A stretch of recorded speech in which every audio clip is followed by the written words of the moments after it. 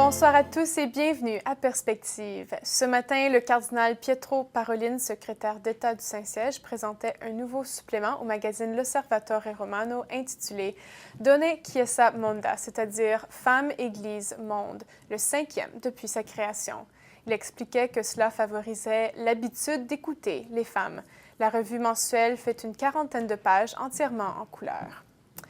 Puis, pour le mois de mai, le pape demande des prières à l'intention des femmes dans la société et dans l'Église. Il s'est souvent exprimé sur ce sujet, notamment dans son exhortation sur la famille, où il dénonce toutes les formes d'abus faites aux femmes.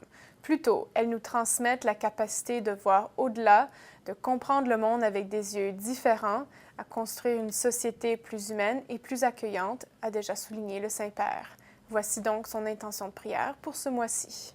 Es innegable el aporte de la mujer en todas las áreas del quehacer humano, empezando por la familia. Pero con solo reconocerlo, ¿es suficiente? Hemos hecho muy poco por las mujeres que se encuentran en situaciones muy duras, despreciadas, marginadas e incluso reducidas a la esclavitud. Debemos condenar la violencia sexual que sufren las mujeres y eliminar los obstáculos que impiden su plena inserción en la vida social, política y económica.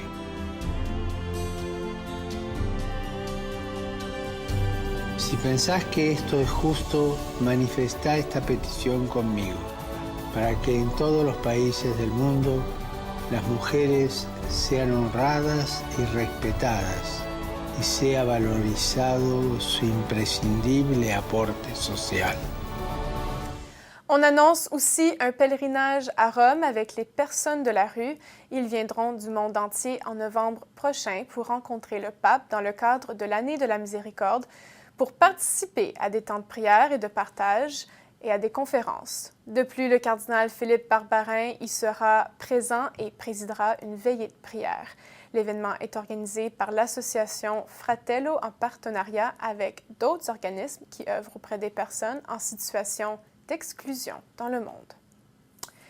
Voici maintenant la Minute JMJ. Cette semaine, le comité organisateur des JMJ en Pologne nous explique les démarches d'inscription et l'obtention des visas. Écoutez.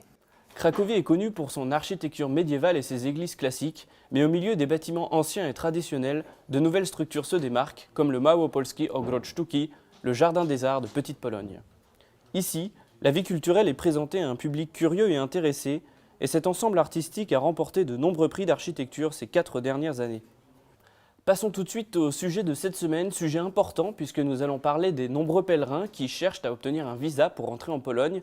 Le gouvernement polonais fait son maximum pour essayer d'obtenir ces autorisations d'entrée au sein de l'espace Schengen.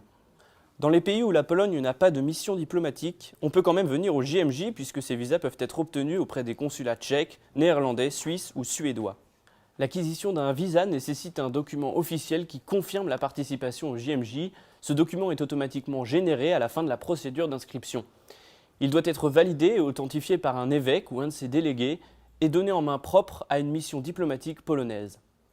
D'autres pays ont également accepté de représenter la Pologne, ce qui signifie qu'ils pourront délivrer des visas au nom de la Pologne aux demandeurs.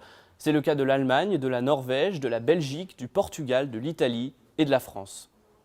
Et puis certains ont même décidé de supprimer tout simplement les frais de visa pour les pèlerins afin de faciliter leur venue.